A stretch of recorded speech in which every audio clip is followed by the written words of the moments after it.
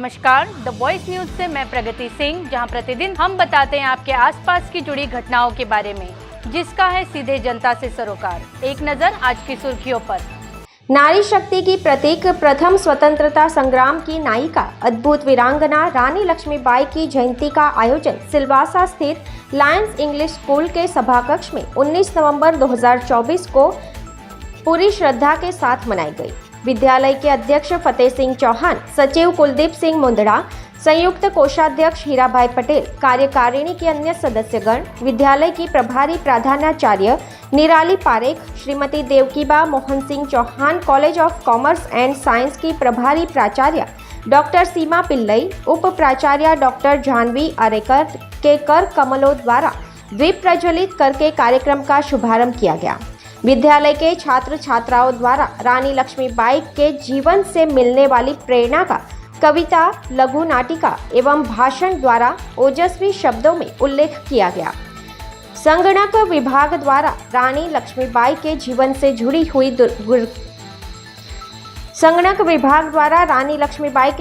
जुड़ी हुई घटनाओं को चलचित्र के द्वारा प्रदर्शित किया गया। इस अवसर पर संस्था के सचिव ने कहा कि हमें हमारे देश के महानायकों से सीख लेकर अपने जीवन में उतारना चाहिए। उन्होंने कहा कि सदियों तक हमारा देश हमारे वीरों को याद करता रहेगा।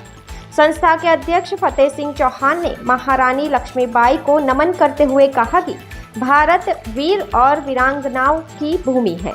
उन्होंने अध्यापकों को संबोधित करते हुए कहा कि यह हमारा दायित्व है कि हम हमारी भावी पीढ़ी को हमारे इतिहास से अवगत करवाएं। उन्होंने लघु नाटिका में रानी लक्ष्मीबाई की भूमिका निभाने वाली छात्रा की भी प्रशंसा की। आज के दिन अध्यक्ष ने भगवान बिरसा मुंडा एवं भूतपूर्व प्रधानमंत्री इंदिरा गांधी जी को भी नमन किया। द वॉइस न्यूज के लिए सिलवासा से कुणाल मेरा की रिपोर्ट।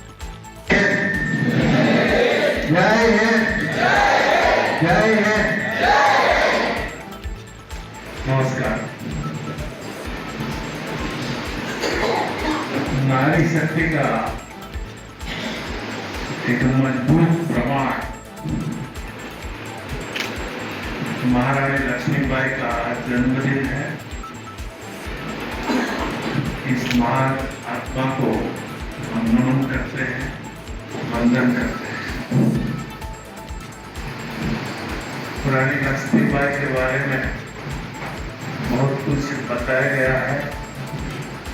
खास करके हमारी जो बेटी ने रानी लक्ष्मीबाई का जो रोल यहाँ प्रदर्शित किया, हमें बड़ा गर्व है बेटी का। आपने देखा होगा इस बेटी की जो बॉडी लैंग्वेज थी वो लक्ष्मीबाई जैसी नहीं थी। उनका फेशियल एक्सप्रेशन, भारतवर्ष वीर पुरुषों और वीरांगनाओं की भूमि है। हमने बार बार यह कहा है कि हमारे बच्चों को हमारी इस महान वीर भूमि का इतिहास पढ़ना चाहिए और उसी के उद्देश्य के साथ हमने 4 हाउस का पुनः नामकरण किया है। उसके पीछे हमारा एक खास मकसद था। हमारे महान वीरों ने इस मातृभूमि की आन बान शान और सम्मान को बचाने के लिए अपना सर्वोच्च निछावर किया। उनको हमें वंदन करना चाहिए, उनको याद करना चाहिए। पिछले दिनों हमारे देश के मंद बुद्धि के नेता वर्गों में जरूर उन्होंने राजा महाराजा के प्रति एक टिप्पणी करी थी। हम ये कहना है, पिछले 800 साल मुस्लिम आक्रांताओं को और 200 साल अंग्रेजों का अगर किसी ने सामना किया है तो हमारे उन राजा महाराजाओं ने, तो महान योद्धाओं ने किया है। और उसी को चलते आज हम हिंदुस्तान को एक सनातन धर्म के साथ चाहे और धर्मों के साथ एक अच्छी तरह से समाज उसको लेके जी रहा है, तो हमें इस इतिहास को नहीं भूलना चाहिए।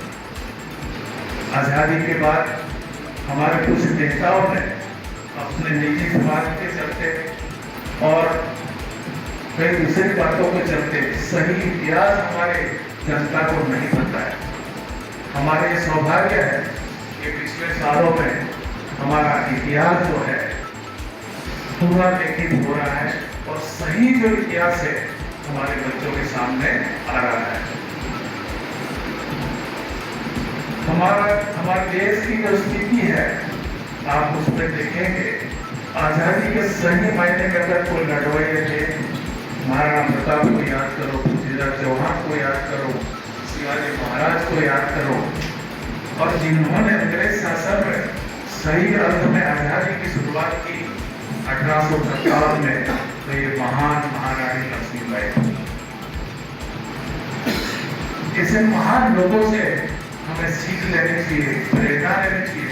खास करके हमारी बच्चियों और बच्चे को बताना चाहते हैं, हमारे लिए सबसे पहले कुछ आता है तो हमारी मातृभूमि का सम्मान आता है, उसके बाद बाकी चीजें आती है। तो इसको आपको जीवन में उतारना चाहिए। तो पुनः एक बार आज के इस अवसर पर रानी लक्ष्मीबाई को हम वंदन करते हैं, प्रणाम करते हैं, और आप लोग यहाँ आए और रानी लक्ष्मीबाई के इतिहास को याद करने का, जानने का प्रयास किया, तो आपको भी हम धन्यवाद देना चाहते हैं। खास करके हमारे अध्यापकों को हम बताना चाहते हैं, आपका और हम सबका यह दायित्व है कि जो हमारा नया जनरेशन है, कि जो आज जो बच्चे हमारे यहाँ पढ़ाई कर रहे हैं, उनको इसको बार बार इस चीज को दोहरा के बताना चाहिए कि हमारा इतिहास है। तभी उन्हें भी एक प्रेरणा मिलेगी, इसी तरह जीवन जीने का उनको एक गाइडेंस मिलेगा। तो आप सबको चाहिए तो उनको बार बार जब भी क्लास में आप जब टीचिंग के लिए जाते हैं, 2-5 मिनट का समय निकाल के आपको हमारे बच्चे को ये बताना चाहिए। तो मैं एक बार आप सबका बहुत बहुत धन्यवाद। भारत माता की जय।